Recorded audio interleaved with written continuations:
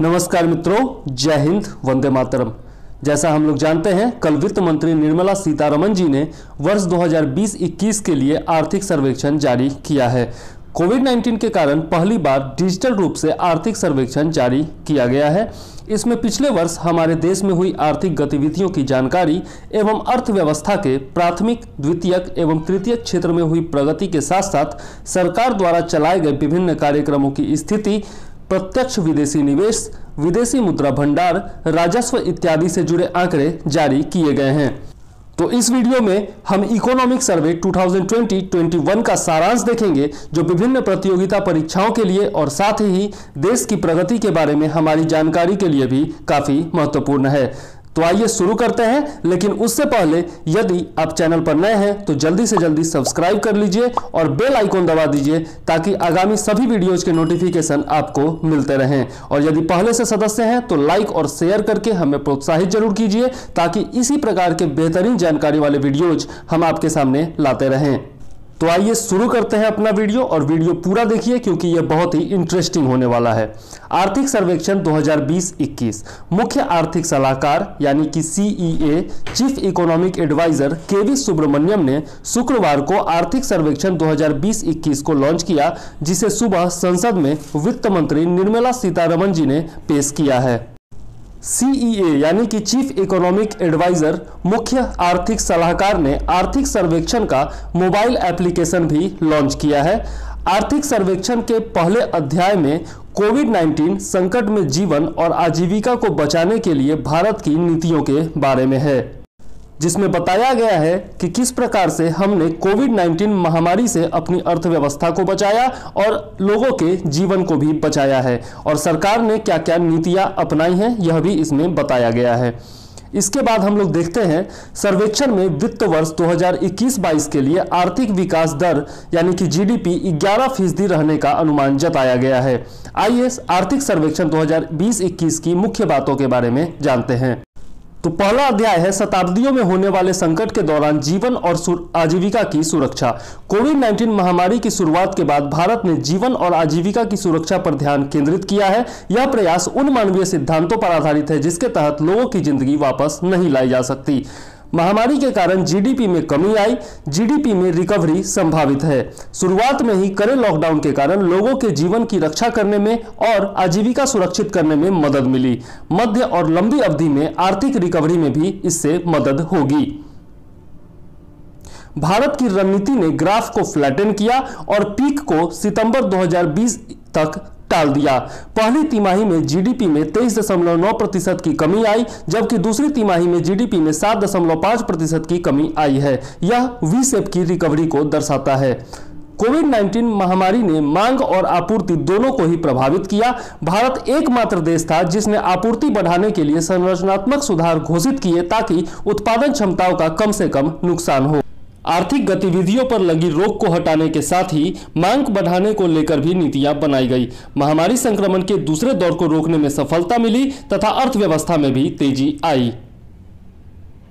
2020-21 में अर्थव्यवस्था की स्थिति के बारे में देखें तो कोविड-19 महामारी के कारण पूरे विश्व को आर्थिक मंदी का सामना करना पड़ा। यह वैश्विक वित्तीय संकट से भी अधिक गंभीर रहा। आकलन के मुताबिक वैश्विक आर्थिक उत्पादन में 2020 में 3.5% की कमी दर्ज की जाएगी।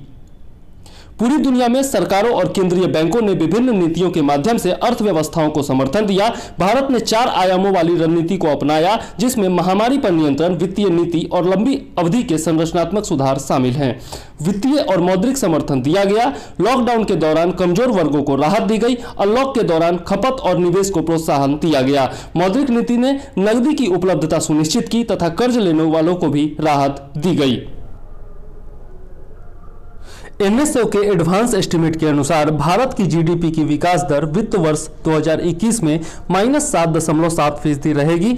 वित्त वर्ष 2021 की पहली छमाही की तुलना में दूसरी छमाही में 23.9% की वृद्धि होगी।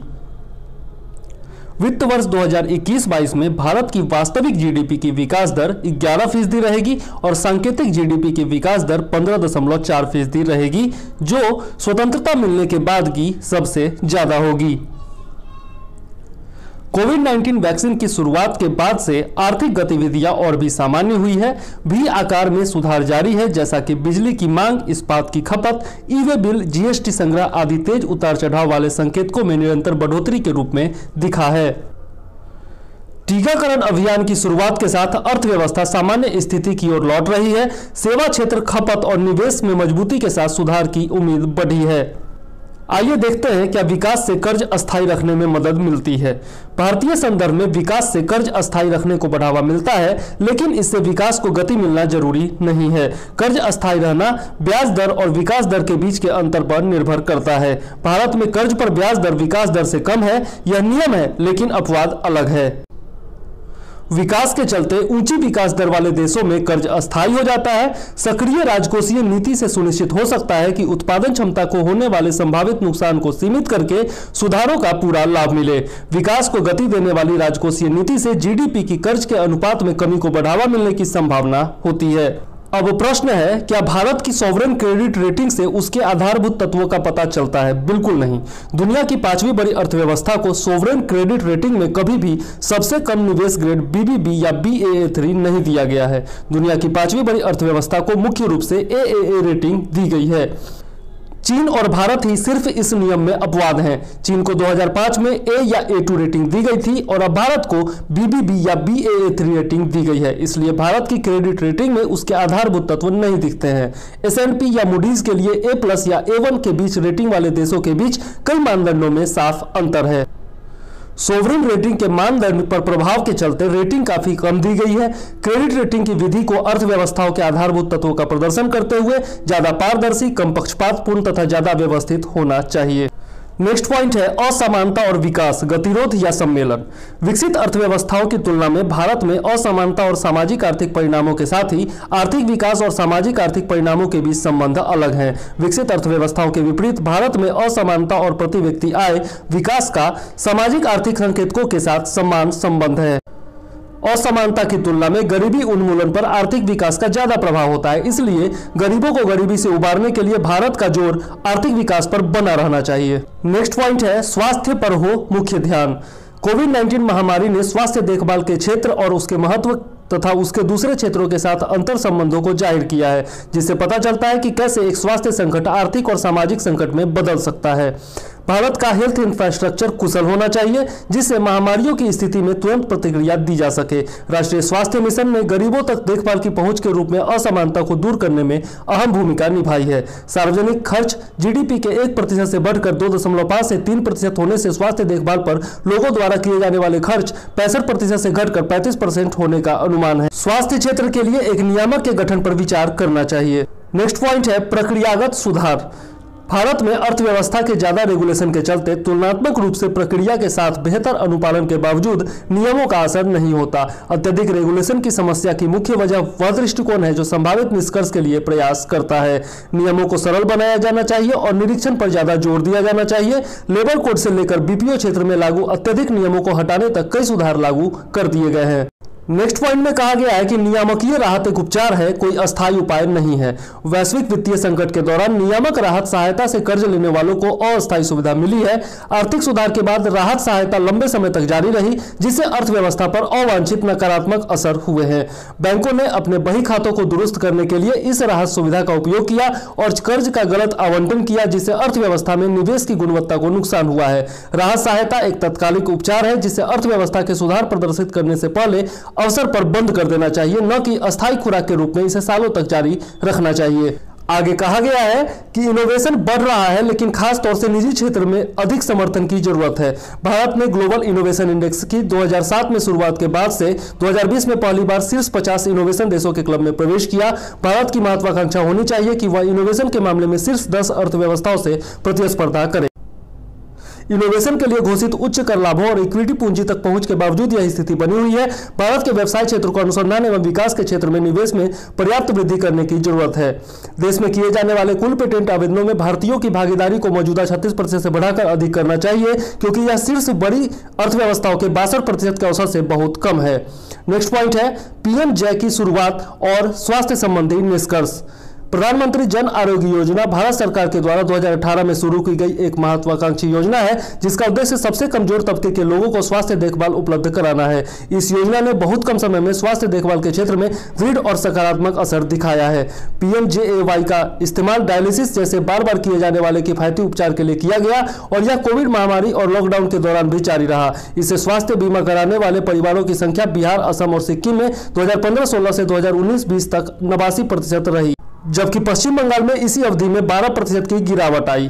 2015-16 से 2019-20 के दौरान शिशु मृत्यु दर गिरकर पश्चिम बंगाल में 20% पर, जबकि 3 पड़ोसी राज्यों में 28% पर आ गई। जब हम PMJ लागू करने वाले सभी राज्यों की तुलना उन राज्यों से करते हैं जिन्होंने इसे लागू नहीं किया, तो हम पाते हैं कि सभी स्वास्थ्य उपाय समान रूप से प्रभावी हुए हैं।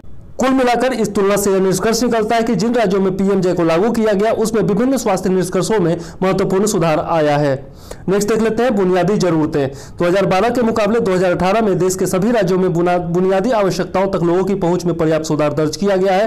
केरल, पंजाब, हरियाणा, गुजरात में यह सर्वोच्च स्तर पर रहा है, जबकि ओडिशा, झारखंड, पश्चिम बंगाल और त्रिपुरा में यह सबसे कम रहा है। पानी, आवास, स्वच्छता, सूक्ष्म पर्यावरण और अन्य सुविधाओं जैसे 5 क्षेत्रों में काफी सुधार दिखाई दिया। देश के सभी राज्यों के ग्रामीण और शहरी क्षेत्रों में असमानता कम हुई है, क्योंकि 2012 से 2018 के दौरान पिछले राज्यों को काफी लाभ मिला है। देश के सभी ग्रामीण और शहरी इलाकों के बीच गरीब परिवारों की स्थिति में अमीर परिवारों की तुलना में काफी सुधार आया है। देश के सभी राज्यों के ग्रामीण और शहरी इलाकों और अलग अलग आय वर्गों की बुनियादी आवश्यकताओं पर पहुंच में अंतर कम करने पर ध्यान दिया जाना जरूरी है। जल जीवन मिशन, SBMG, PMAYG जैसी योजनाएं इस अंतर को कम करने के लिए उपयुक्त रणनीति तैयार कर सकती हैं। नेक्स्ट देख लेते हैं वित्तीय घटनाक्रम के बारे में। भारत ने कोविड-19 महामारी के असर से अपनी अर्थव्यवस्था को उबारने के लिए एक विशिष्ट और उपयुक्त दृष्टिकोण अपनाया है, जबकि बहुत से देशों ने इसके लिए बड़े बड़े प्रोत्साहन पैकेज अपनाए थे। 2020-21 में हमारी व्यय नीति का प्रारंभिक लक्ष्य कमजोर तबकों के सहयोग और समर्थन उपलब्ध कराना था, लेकिन लॉकडाउन खत्म होने के बाद इसमें बदलाव कर सकल मांग को बढ़ाने और पूंजीगत व्यय के अनुरूप बनाया गया था। GST की शुरुआत के बाद से लेकर पिछले 3 महीने में मासिक GST संग्रह 1 लाख करोड़ के आंकड़ों को पार कर गया है और दिसंबर 2020 में यह उच्चतम स्तर पर पहुंच गया। नेक्स्ट देख लेते हैं बाहरी क्षेत्र के बारे में। कोविड-19 महामारी के चलते वैश्विक व्यापार में तेजी से गिरावट आई, उपभोक्ता वस्तुओं के दाम कम हुए और बाहरी वित्तीय स्थितियों में संकुचन आया, जिसके कारण चालू खाता संतुलन और विभिन्न देशों की मुद्रा पर असर पड़ा। भारत का विदेशी मुद्रा भंडार 8 जनवरी 2021 को अब तक के सर्वोच्च 586.1 बिलियन अमेरिकी डॉलर के आंकड़े को छू गया है, जिसमें करीब 18 महीने में किया गया आयात भी शामिल है। अप्रैल से अक्टूबर 2020 के दौरान 27.5 बिलियन अमेरिकी डॉलर का कुल FDI आया, जो वित्त वर्ष 2019-20 के पहले 7 महीने की तुलना में 14.8% अधिक है। अप्रैल से दिसंबर 2020 के दौरान 28.5 बिलियन अमेरिकी डॉलर का कुल FPI आया, जबकि पिछले साल इसी अवधि में 12.3 बिलियन अमेरिकी डॉलर का FPI आया था। भारत का वस्तु व्यापार घाटा कम होकर अप्रैल से दिसंबर 2020 में 57.5 बिलियन अमेरिकी डॉलर रहा, जबकि पिछले वर्ष की इसी अवधि में यह 125.9 बिलियन अमेरिकी डॉलर था। वस्तुओं का निर्यात अप्रैल से दिसंबर 2020 में 15.7% घटकर 200.8 बिलियन अमेरिकी डॉलर हो गया, जबकि यह अप्रैल से दिसंबर 2019 में 238.3 बिलियन अमेरिकी डॉलर था। पेट्रोलियम, तेल और लुब्रिकेंट्स निर्यात ने समीक्षा दिन अवधि के दौरान हमारे निर्यात प्रदर्शन में नकारात्मक योगदान दिया। धन प्रबंधन और फाइनेंशियल इंटरमीडिएशन में देखें तो 2020 के दौरान सुविधाजनक मौद्रिक नीति के अनुसार रेपो दर में 115 आधार अंकों की मार्च 2020 से कमी की गई। वित्त वर्ष 2020-21 में जमा और उधारी की निचली नीतिगत दरों से मौद्रिक प्रचलन में सुधार आया। 20 जनवरी 2021 में निफ्टी अपने उच्चतम स्तर 14,644.7 अंक और BSE सेंसेक्स 49,792.12 अंक के उच्चतम स्तर पर पहुंच गया। अनुसूचित वाणिज्यिक बैंकों की IBC के माध्यम से रिकवरी दर 45% से ऊपर रही। बात करें मूल्य और मुद्रास्फीति की तो उपभोक्ता मूल्य सूचकांक महंगाई दर अप्रैल से दिसंबर 2020 के दौरान औसतन 6.6% पर रही। मुख्य रूप से खाद्य महंगाई दर में वृद्धि के कारण दिसंबर 2020 में 4.6 पर आ गई। 2020 में CPI मुद्रास्फीति में ग्रामीण शहरी अंतर में काफी कमी दर्ज की गई। नवंबर 2019 में CPI शहरी मुद्रास्फीति ने CPI ग्रामीण मुद्रास्फीति के अंतर की भरपाई की है। जून 2020 से नवंबर 2020 की अवधि में भोजन की थाली में शामिल वस्तुओं की कीमतों में बढ़ोतरी हुई। हालांकि दिसंबर के महीने में इनकी कीमतों में आई तेज गिरावट कई आवश्यक खाद्य वस्तुओं की कीमतों में गिरावट को दर्शाती है। कोविड-19 के दौरान सोने में अधिक निवेश करने से इसकी कीमतों में जबरदस्त बढ़ोतरी हुई और इससे आर्थिक अनिश्चितताएं सामने आई। अन्य संपत्तियों के मुकाबले वित्त वर्ष 2020-21 के दौरान सोने में निवेश से अधिक लाभ हुआ। नेक्स्ट देख लेते हैं सतत विकास और जलवायु परिवर्तन के बारे में। भारत ने सतत विकास के उद्देश्यों को नीतियों, योजनाओं और कार्यक्रमों में क्रियान्वित करने के लिए अनेक सक्रिय कदम उठाए हैं। साल 2030 के एजेंडे में शामिल उद्देश्यों को हासिल करने के लिए किसी भी रणनीति में इन उद्देश्यों को स्थानीय स्तर पर लागू करना बहुत ही ज्यादा जरूरी है। अनेक राज्यों या संघ शासित प्रदेशों ने सतत विकास के उद्देश्यों के क्रियान्वयन के लिए संस्थागत ढांचाओं का निर्माण किया है और इसमें बेहतर समन्वय एवं समायोजन के लिए जिला स्तर पर प्रत्येक विभाग ने एक नोडल प्रक्रिया भी स्थापित की है। जलवायु परिवर्तन पर राष्ट्रीय कार्य योजना के तहत 8 राष्ट्रीय मिशनों की स्थापना की गई और इसका मुख्य उद्देश्य जलवायु परिवर्तन के संकटों से निपटना है। भारत की राष्ट्रीय प्रतिबद्धता योगदान का कहना है कि जलवायु परिवर्तन कार्य योजना के लिए वित्त की अहम भूमिका है। इन उद्देश्यों को हासिल करने के लिए जिस प्रकार आवश्यक कदम उठाए गए हैं उनके लिए वित्तीय पहलू काफी महत्वपूर्ण होंगे। नेक्स्ट देख लेते हैं कृषि और खाद्य प्रबंधन के बारे में। भारत के कृषि और सहायक कार्य क्षेत्र में कोविड-19 के कारण हुए लॉकडाउन जैसी प्रतिकूल परिस्थितियों के बीच लचीलापन देखने को मिला, जहां 2020-21 के दौरान 3.4% की वृद्धि देखने को मिली है। देश के सकल मूल्य वर्धन जीवीए में कृषि और सहायक क्षेत्रों की हिस्सेदारी वर्ष 2019-20 के लिए 17.8% रही है। फरवरी 2020 की बजट घोषणा के बाद प्रधानमंत्री के आत्मनिर्भर भारत पैकेज के तहत किसान क्रेडिट कार्ड प्रदान करने के लिए दुग्ध सहकारिता और दुग्ध उत्पादन कंपनियों के 1.5 करोड़ डेयरी किसानों को लक्षित किया गया। जनवरी 2021 के मध्य तक मछुआरों और मत्स्य पालकों को 44,673 किसान क्रेडिट कार्ड जारी किए गए थे। आगे यदि उद्योग और बुनियादी ढांचा के बारे में देखें तो आईआईपी आंकड़ों के द्वारा एक मजबूत तेजी से उभरती आर्थिक गतिविधियों की पुष्टि की गई है। आईआईपी में विस्तृत आधार वाले सुधार के परिणाम स्वरूप नवंबर 2020 में -1.9% की वृद्धि हुई, जो नवंबर 2019 में 2.1% और अप्रैल 2020 में -57.3% रही थी। टीकाकरण अभियान और सुरक्षा उपायों को आगे बढ़ाने की प्रतिबद्धता के साथ सरकार द्वारा पूंजीगत व्यय बढ़ाने के साथ औद्योगिक गतिविधियों में सुधार और मजबूती देखने को मिली। भारत के जीडीपी का 15% प्रोत्साहन पैकेज के साथ आत्मनिर्भर भारत का ऐलान किया गया। वर्ष 2019 के लिए ईज ऑफ डूइंग बिजनेस सूचकांक में भारत का रैंक ऊपर उठकर 2020 में 63वें स्थान पर आ गया, जो 2018 में डूइंग बिजनेस रिपोर्ट के अनुसार 77वें स्थान पर था। भारत ने 10 संकेतकों में से 7 में अपनी स्थिति में सुधार किया। रिपोर्ट के अनुसार भारत को 10 सुधारकों में से 1 के रूप में स्वीकृति मिली। 3 वर्षों में 67वें रैंक में सुधार के साथ ऐसा तीसरी बार हुआ है। नेक्स्ट देख लेते हैं सेवा क्षेत्र के बारे में। भारत का सेवा क्षेत्र कोविड-19 महामारी के बाद लागू लॉकडाउन के दौरान H1 वित्तीय वर्ष 2020-21 के दौरान करीब 16% रहा। प्रमुख संकेतकों जैसे सेवा खरीद, प्रबंधन सूचकांक, रेल माल यातायात और बंदरगाह यातायात सभी में लॉकडाउन के दौरान भारी गिरावट के बाद तेजी देखने को मिली है। सेवा क्षेत्र कुल निर्यात का 48% है, हाल के वर्षों में वस्तुओं के निर्यात से अधिक है। बंदरगाहों में जहाजों के आगमन और उसके रवाना होने का समय 2010-11 में 4.67 दिन था, जो 2019-20 में घटकर 2.6 दिन हो गया। कोविड-19 महामारी के बीच भारतीय स्टार्टअप इकोसिस्टम अच्छी प्रगति कर रहा है। 38 स्टार्टअप के साथ पिछले वर्ष इस सूची में 12 स्टार्टअप जुड़े हैं। नेक्स्ट देख लेते हैं सामाजिक बुनियादी ढांचा, रोजगार और मानव विकास के बारे में। जीडीपी के प्रतिशत के रूप में सामाजिक क्षेत्र का मिला जुला केंद्र और राज्यों का खर्च पिछले वर्ष की तुलना में 2020-21 में बढ़ा है। भारत का प्रति व्यक्ति जीएनआई 2017 पीपीपी डॉलर 2018 के 6,427 अमेरिकी डॉलर के मुकाबले 2019 में बढ़कर 6,681 अमेरिकी डॉलर हो गया है।